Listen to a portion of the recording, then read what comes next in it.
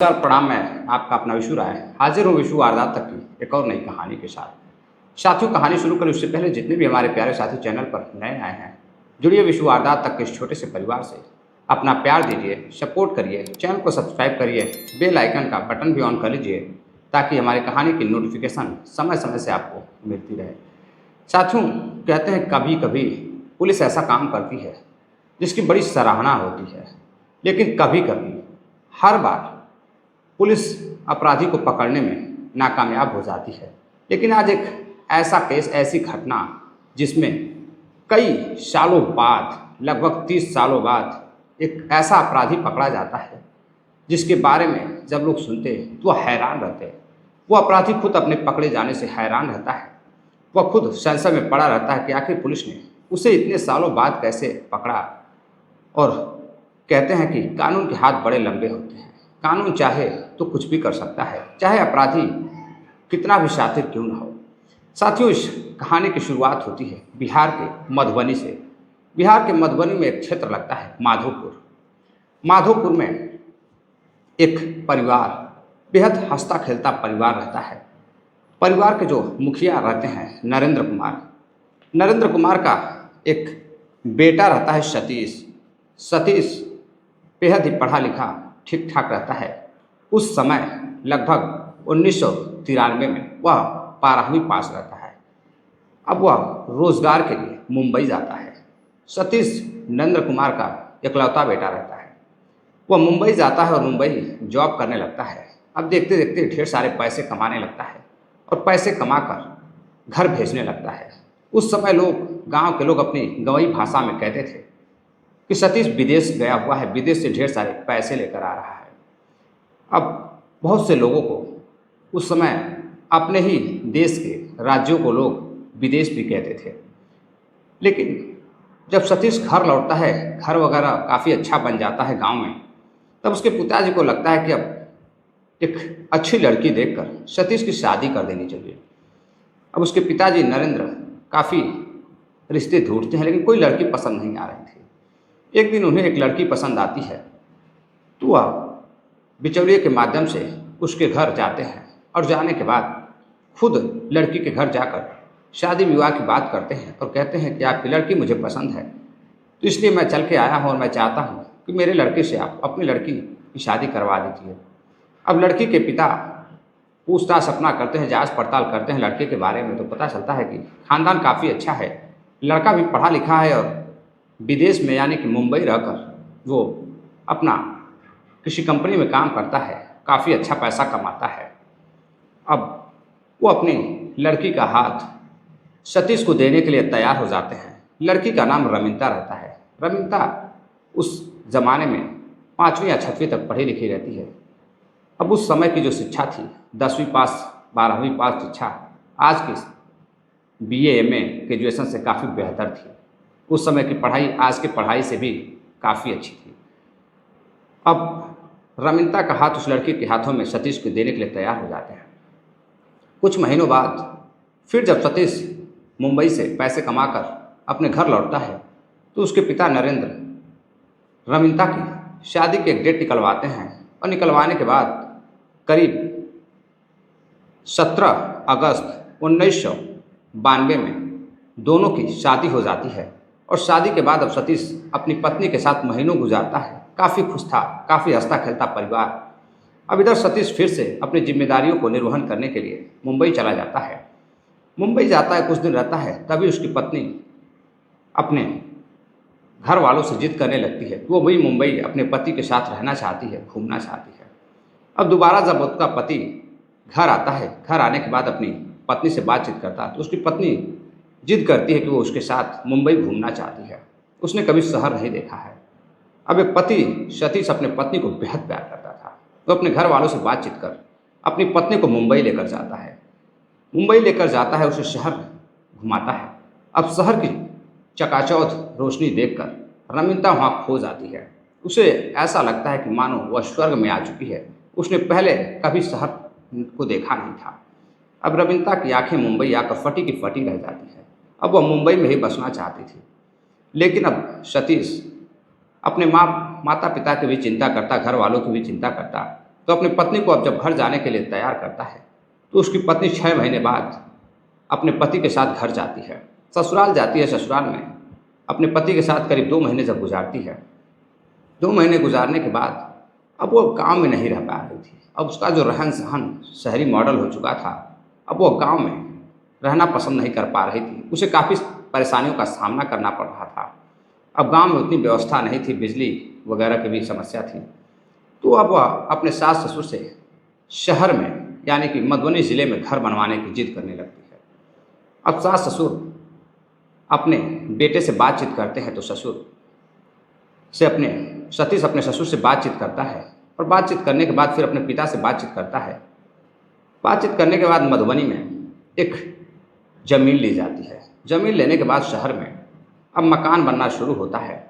तो जो पत्नी रहती है रमिता, वह खुद मधुबनी में किराए का मकान लेकर उस समय मधुबनी में अपना घर बनवाना शुरू करती है। जब घर बनवाना शुरू करती है तो वहीं पर जो मिस्त्री रहता है, राजमिस्त्री, जिसका नाम रहता है सुरेश कुमार।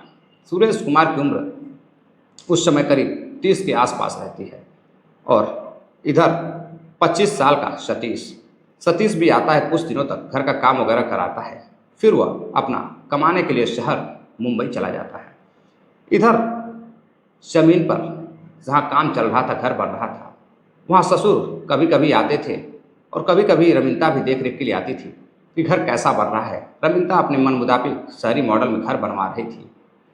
अब कहाँ 1992 और कहाँ इस समय का ज़माना।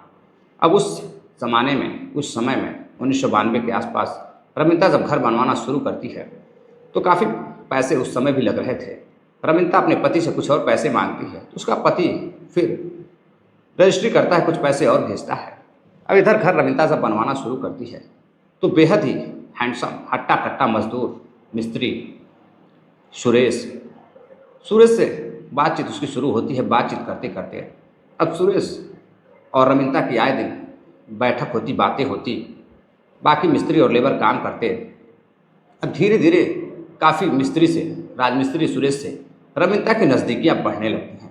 अब नज़दीकियाँ इस कदर बढ़ जाती हैं कि रमिता और जो राजमिस्त्री सुरेश रहता, दोनों अब एक दूसरे के लिए बेकरार रहते, देखने के लिए बेकरार रहते।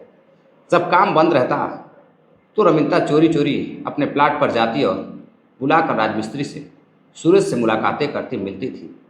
इसी दौरान एक दिन दोनों इतने बेकाबू हो जाते हैं कि वह राजमिस्त्री को बुलाती है और बुलाने के बाद अपने बने हुए नए घर पर जाती है। वहाँ जाने के बाद अब मकान बन चुका था, राजमिस्त्री का काम खत्म हो चुका था, लेकिन कुछ और चीज़ें थी, उसके लिए वो बुलाती है और कमरे पर लेकर जाती है। कमरे पर कोई नहीं रहता। कमरे पर ले जाने के बाद वह राजमिस्त्री सुरेश के साथ अब संबंध बनाने लगती है। दोनों एक दूसरे में खो जाते हैं। अब यह संबंधों का दौर कई महीनों तक चलता है। उधर 6-6 महीने पे, 5-5 महीने पे उसका पति सतीश आता था। जब सतीश वापस लौटता है तो वह घर आता है। घर आने के बाद अपनी पत्नी के साथ अपने शहर मधुबनी जाता है घर को देखने के लिए। जब घर को देखने के लिए जाता है तो घर काफ़ी अच्छा बन चुका था, वो काफ़ी खुश होता है। लेकिन अब बात यहीं नहीं रुकती। अब बात ये रुकती है कि शहर में रहेगा कौन, रमिता रहेगी या फिर उसके सास ससुर। अब इधर रमिता जिद करने लगती है कि वह अकेले ही रहेगी, लेकिन उसका पति मना करता है कि अकेले शहर में तुम कैसे रहोगी। इसी दौरान रमिता एक बच्ची को भी जन्म देती है। बच्ची को जन्म देने के बाद अब करीब 1.5 से 2 साल हो जाते हैं। साल 1993 आ जाता है। बच्ची को जन्म देने के बाद जनवरी का महीना रहता है। पति फिर से मुंबई से घर वापस लौटता है और लौटने के बाद अपने पत्नी के साथ कमरे पर रहता। ससुर मधुबनी में अपने बहू के साथ, रमिता के साथ रहते थे। कभी घर जाते थे, अपनी पत्नी के साथ रहते, अपने परिवार के साथ रहते, भाई बहन के साथ रहते, तो कभी बहू रमिता के साथ रहते थे। अब इधर रोज़ाना ससुर का आना जाना था। घर से गांव करीब 30 से 40 किलोमीटर दूर। अब इधर समय देखकर जब भी कमरे पर कोई नहीं होता, सुरेश वहां पहुंचता था। पहुंचने के बाद अब रातों रातों को जो सतीश की पत्नी होती रमिता, उसके साथ रातें गुजारता था। दोनों एक दूसरे को बेहद चाहने लगे थे, छिप छिप कर मोहब्बत करते थे लोगों से। 1993 मार्च का महीना आ जाता है। सतीश उधर नौकरी से वापस आता है तो अपनी बीवी के साथ, अपने बच्चों के साथ खुश रहता है, समय गुजारता है। लेकिन अगले दिन जब एक दुकान पर जाता है तो दुकान वाले से उसकी काफ़ी अच्छी जान पहचान हो चुकी थी, काफ़ी अच्छी दोस्ती हो जाती है। उसका नाम नसीम रहता है। अब नसीम और सतीश की काफ़ी अच्छी दोस्ती हो चुकी थी। इसी बीच एक रात दोनों पार्टी करते हैं। शराब की पार्टी करने के बाद अब इधर नसीम सतीश से कहता है, भाई एक बात है जो मैं पूछना चाहता हूँ। ये जो मिस्त्री है सुरेश, पास के ही गांव का रहने वाला होता है, शहर से कुछ दूरी पर उसका घर रहता है। नसीम कहता है कि वह, मैं देखता हूँ कि कई बार तुम्हारे घर रात रात को साइकिल से आता है, कई बार तुम्हारी पत्नी को भी लेकर घूमता रहता है। कुछ माजरा समझ में नहीं आता है, क्या उसके गांव की ही तुम्हारी पत्नी है, कोई भाई बहन का रिश्ता है? सतीश को सदमा लगता है। वो कहता है कि ऐसी कोई बात नहीं है, वो मेरा घर बनाने में मदद किया, उसी ने पूरे घर को तैयार किया है, इसलिए आता जाता है। नसीम कहता है, बुरा मत मानना भाई, कुछ तो गड़बड़ है, तुम पता लगाओ। अब सर सतीश कहता है, ठीक है भाई, अगर ऐसा कुछ है तो मैं पता लगाऊंगा, लेकिन मेरी पत्नी ऐसा नहीं कर सकती है। अब करीब महीने भर हो जाते हैं, लेकिन राजमिस्त्री का कुछ पता नहीं चलता है। इधर रमिंता काफ़ी बेचैन रहती है। वो अपने पति से बार बार कहती कि तुम गांव कब जाओगे, जाओ मेरे मायके घुमाओ, माता पिता तुम्हें बुला रहे हैं। अब उसे शक होने लगता है। वह एक रोज़ अपनी पत्नी से कहता है कि आज मैं गांव जा रहा हूं, अपना ख्याल रखना, घर में दरवाजे वगैरह बंद करके रखना, मैं कल सुबह आऊँगा। और जैसे ही रात होती है वह जाकर अपने नसीम के घर छुप जाता है। और जब रात होती है तो इधर पत्नी को लगता है, रमिंता को, उसका पति गांव गया हुआ है। अब 1993 का मामला, 25 की उम्र सतीश की रहती, उधर 24-25 की उम्र उसकी बीवी की भी रहती, उधर 30 साल का मिस्त्री। अब रात होती है, जब सुनसान हो जाता है, रात करीब 9 बजे राजमिस्त्री सुरेश साइकिल से अपनी प्रेमिका से मिलने रमिंता के घर जाता है। और जाने के बाद साइकिल अंदर खड़ा करता है और कमरे में जाता है। कुछ देर बाद सतीश और उसका दोस्त नसीम भी पीछा करते हुए जब कमरे के पास पहुंचते हैं, दरवाज़ा खटखटाते हैं तो पत्नी शर्म रह जाती है, इतनी रात को कौन है। पत्नी दरवाज़ा काफ़ी देर तक नहीं खोलती है तो सतीश और नसीम दरवाज़ा तोड़ देते हैं। और जब अंदर जाकर देखते हैं तो दोनों आपत्तिजनक स्थिति में थे। अब इधर पत्नी हैरान थी अपने पति और उसके दोस्त को देखकर। राजमिस्त्री के मानो कि उसके साथ क्या होने वाला है, उसकी चेहरे की हवाएं उड़ गई थी। अब इधर काफ़ी डरा हुआ राजमिस्त्री हाथ जोड़ने लगता है, मुझसे गलती हो गई। और जब सतीश अपने पत्नी से बातचीत करता, पूछता कि तुमने मेरे प्यार का यही सर तुमने इनाम दिया है, मैं इतने विश्वास पे तुम्हारे लिए काम करता था, मुंबई से तुम्हें घुमाने के लिए गया और तुम्हारे लिए घर वगैरह बनवाया, माँ बाप से दूर तुम मेरे आकर क्या इसीलिए रहती थी, यही शौक़ था तुम्हारा, शहर से तुम यही सीख कर आई हो। अब सतीश बेहद गुस्से में था और उधर नसीम राजमिस्त्री के साथ मारपीट कर रहा था। उधर उसकी प्रेमिका रमिंता सतीश की पत्नी छुड़ाने की कोशिश कर रही थी। तभी सतीश अपनी पत्नी के साथ मारपीट करता है। मारपीट करने के बाद साथियों अपनी पत्नी से पूछता है कि यह सब कब से चल रहा है। अब उसकी पत्नी बताती है कि करीब 2-3 महीनों से चल रहा है। लेकिन नसीम कहता है कि यह कई महीनों से चल रहा है, हमारी पत्नी झूठ बोल रही है। और पत्नी हाथ पैर जोड़कर माफ़ी मांगने लगती है अपने पति से कि आज के बाद ऐसा नहीं होगा। अब पति की दूरियां और राजमिस्त्री का नज़दीक आना, अब दोनों सतीश और नसीम दोनों काफ़ी गुस्से में थे। अब इधर सतीश को बर्दाश्त नहीं होता है, सतीश गला दबाने लगता है राजमिस्त्री का। और उधर नसीम किचन से चाकू लेकर आता है, हंसिया जो होता है सब्जी काटने वाला, उससे उसका गला रेत देता है। चीखता चिल्लाता पत्नी जोर जोर से चिल्लाती, लेकिन कोई सुनने वाला नहीं था। अब जब उसकी मौत हो जाती है तो मौत के बाद पति अपने पत्नी को, रमिंता को धमकी देता है कि अगर किसी को बताने की कोशिश की तो तुम्हारा भी यही असर होगा। उसके बाद उसे बोरी में डालता है, डालकर साइकिल से ही रात करीब 12 बजने लगते हैं, लेकर उसे एक पास कहीं नहर में भरी हुई नहर थी पानी से, वहीं फेंक देता है और उसी साइकिल भी राजमिस्त्री की वहीं फेंक देता है।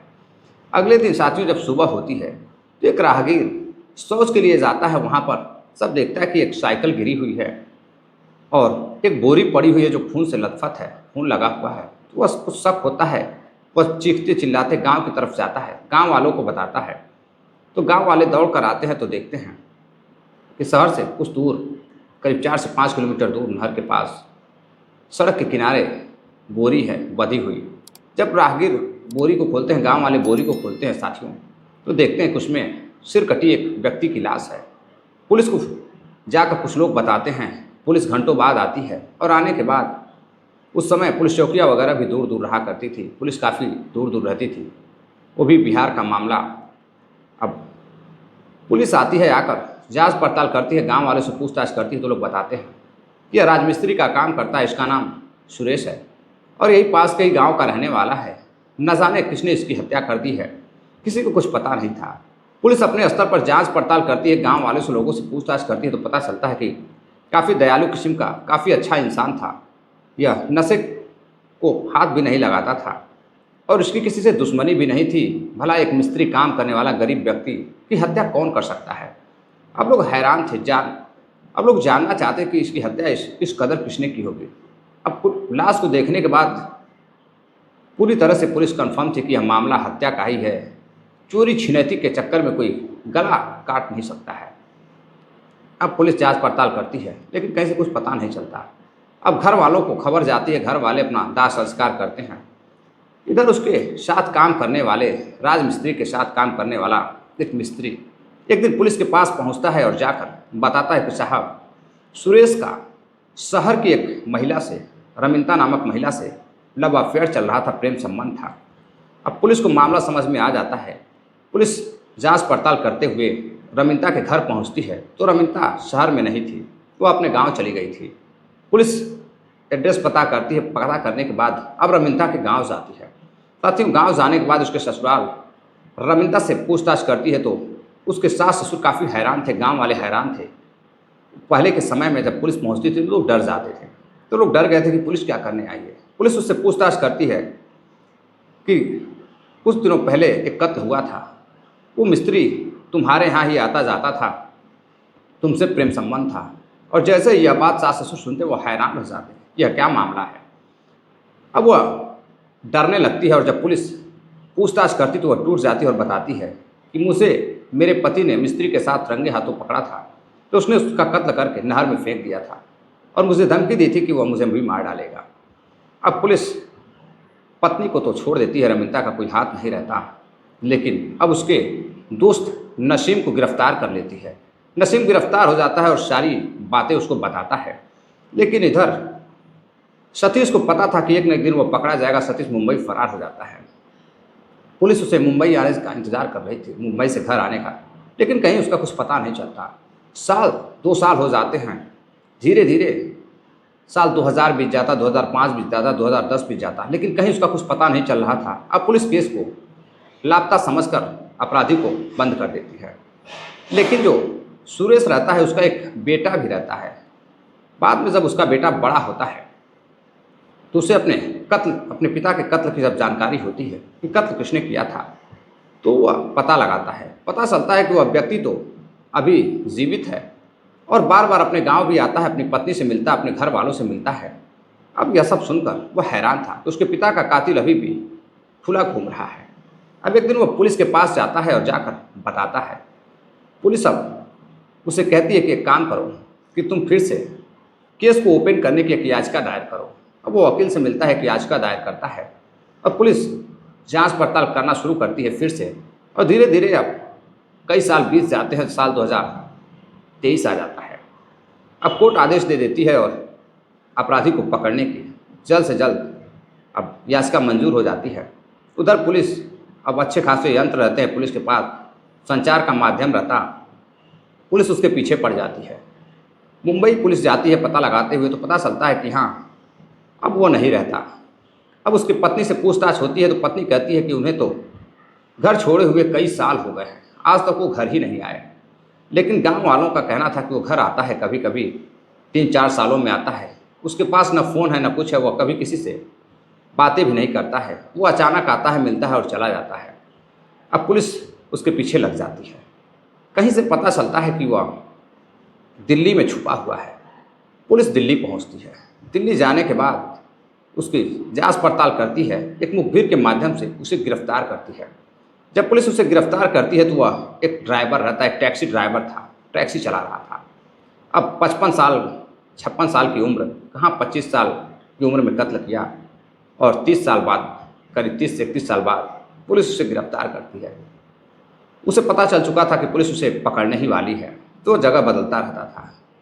अब वो पुलिस वालों से कहता है, साहब बस इतना बता दो कि मुझे पहचाना कैसे, मेरी तो कहीं फ़ोटो भी नहीं है और ना ही मैं किसी से बातें करता हूँ, मुझे पकड़ा कैसे। पुलिस कहती है कि कानून के हाथ बहुत लंबे होते हैं और कानून अगर अपने पे आ जाए तो वो किसी भी अपराधी को, बड़े से बड़े अपराधी को पकड़ सकती है और जेल में डाल सकती है। अब पुलिस उसे गिरफ्तार करती है और गिरफ्तार कर जेल भेज देती है। अब यह मामला सुर्खियों में आता है तो लोग हैरान थे कि पुलिस चाहे तो कुछ भी कर सकती है, चाहे कत्ल 30 साल पुराना हो या 50 साल पुराना हो। अब तो आधुनिक ज़माना है, आधुनिक चीज़ें पुलिस के पास भी हैं। तो साथियों, इस कहानी को सुनाने का उद्देश्य आपको जागरूक करना था, किसी को हैरान करना या परेशान करना नहीं था। कहानी कैसी लगी कमेंट बॉक्स में ज़रूर बताइएगा। वीडियो को शेयर करिएगा, लाइक करिएगा, कमेंट करिएगा, अपनी राय दीजिएगा। मिलते हैं एक और नई कहानी के साथ, तब तक के लिए अपना ख्याल रखिएगा, अपने देश का ख्याल रखिएगा। जय हिंद, नमस्कार।